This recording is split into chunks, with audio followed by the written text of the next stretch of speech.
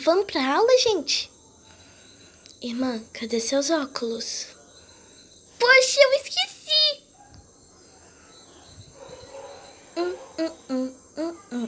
E, e,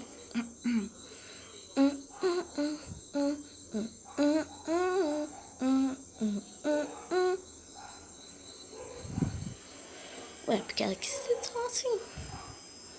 Ai, misericórdia. Essa é a nova professora de vocês. Oi, eu sou a senhorita Yara. Você veio pra ver as apresentações?